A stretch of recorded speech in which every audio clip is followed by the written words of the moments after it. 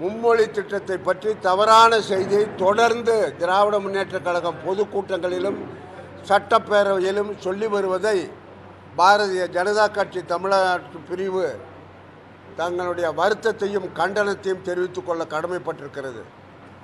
மூன்றாவது மொழியாக இந்தியை படிக்க வேண்டும் என்று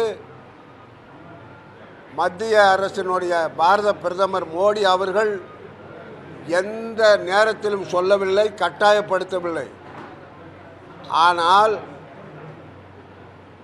ரீஜனல் லாங்குவேஜ் தாய்மொழி ஒரு மொழியையும் இணைப்பு மொழியாக ஆங்கிலத்தையும் கூடுதலாக இந்திய அரசாங்கம் ஏற்றுக்கொண்ட ஏதாகிலும் ஒரு மொழியை கற்றுக்கொள்ளுங்கள் என்று மாணவர்களை கேட்டுக்கொள்கிறதே தவிர இந்தி மொழியை படிக்க வேண்டும் என்று கட்டாயப்படுத்தவில்லை மத்திய அரசு. ஆனால் தமிழ்நாடு அரசு கூட்டணி கட்சி தலைவர்களை அழைத்து கொண்டு போய் பல கூட்டங்களில் இந்தியை கட்டாயமாக்க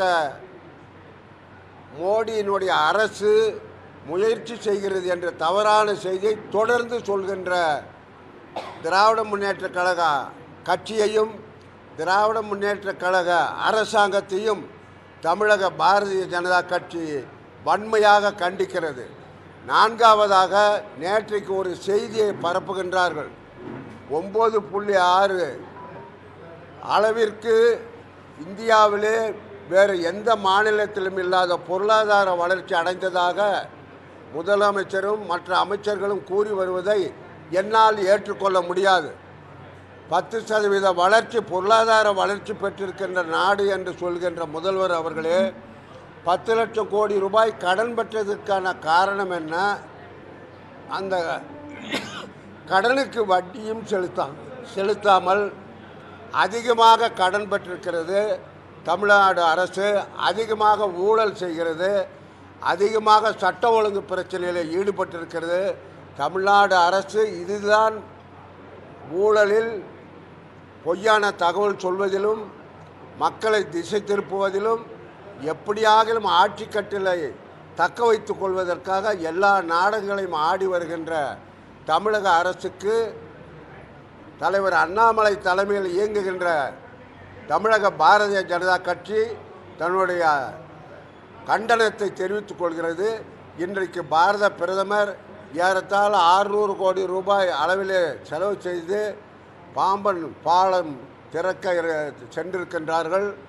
அந்த நிகழ்ச்சியில் தமிழக பாரதிய ஜனதா கட்சி தலைவர் அண்ணாமலை அவர்களும் கலந்து கொண்ட காரணத்தினால் அவர்கள் இன்றைக்கு வர முடியவில்லை என்பதை உங்கள் மூலமாக நாட்டு மக்களுக்கு தெரிவித்துக் கொள்ள கடமைப்பட்டிருக்கிறேன்.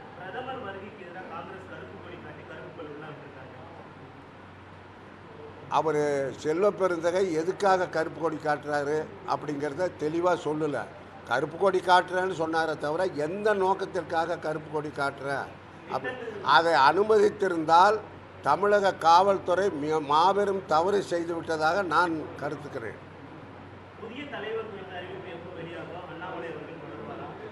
அண்ணாமலை மீண்டும் தலைவராவார் என்பதை உங்கள் மூலமாக நாட்டு மக்களுக்கு தெரிவித்துக் கொள்ள கடமைப்பட்டிருக்கிறேன். அதே நேரத்தில் டெல்லியில் இருக்கின்ற தலைவர்கள் என்ன முடிவு எடுக்கிறார்களோ அந்த முடிவுக்கும் நாங்கள் எல்லாம் கட்டுப்பட்டு கட்சியினுடைய வளர்ச்சிக்கும் வெற்றிக்கும் பாடுபடுவோம் என்பதையும் தெரிவித்துக் கொள்கிறேன்.